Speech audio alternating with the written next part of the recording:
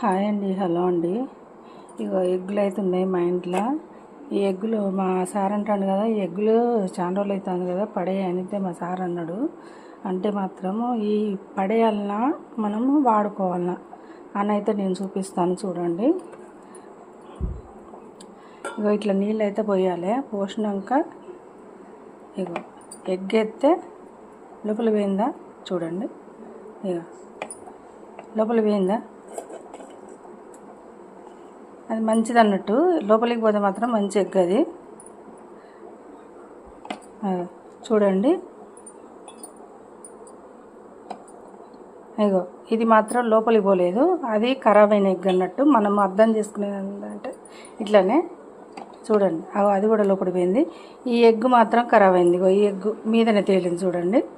ఈ ఎగ్ మాత్రం ఖరాబ్ అయింది, ఇది బయట పారేయాల్సిందే. 4 ఎగ్గులు 5 ఎగ్గులు మాత్రం మంచి అన్నట్టు. మనం మంచిగా కాదా అని చూసుకునే ప్రయత్నం అయితే ఇట్లా చేయాలి. ఇగో మునుగుతనో మంచి ఎగ్గులు అన్నట్టు.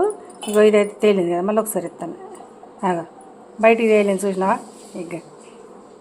ఇది మాత్రం ఖరాబ్ అయిన ఎగ్గు చూడండి. ఈరోజు అయితే మా ఆయన అయితే ఏదన్నా తెస్తా అన్నాడు, కానీ జ్వరం వచ్చింది కదా నాకు, అసలు నోటికైతే ఇష్టం లేదు. చికెన్ తెస్తా అంటే మాత్రం నేనైతే వద్దన్నా. ఇక అందు గురించి నేనైతే ఎగ్గులు అయితే ఉడకబెడదాం అనుకుంటున్నా. ఎగ్గులు ఉడకబెట్టి అన్నం అయితే వండేసిన. నేనైతే పప్పు టమాటా అయితే వేసుకుని చూడండి. మా ఇంట్లోనైతే ఇలా సండే అయితే స్పెషల్ అయితే ఇదే, పప్పు టమాటా ఎగ్గులు అయితే ఉడకబెడుతున్నా. చికెన్ తెద్దామంటే జ్వరం వచ్చిందని చికెన్ అయితే నేను మా సార్ని అయితే వద్దన్నా. నేనైతే పప్పు టమాటా చేస్తాను.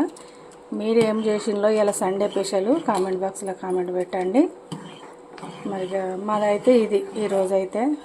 కొంచెం మా ఇంట్లో జ్వరాలు వచ్చి అయితే మేమైతే ఎక్కువ అయితే నీసు తింటలేము, చికెన్ మటన్ అయితే ఎక్కువ తింటలేము. మొన్న మా ఏప్రిల్ ఇంటికన్నా అయితే తిని వచ్చిన, అంత నుంచి అయితే తింటలేము. చూడండి, మీ ఇంట్లో ఇవాళ సండే స్పెషల్ ఏంటిదో మాకు కామెంట్ బాక్స్లో కామెంట్ పెట్టండి ప్లీజ్. బాయ్ మరి.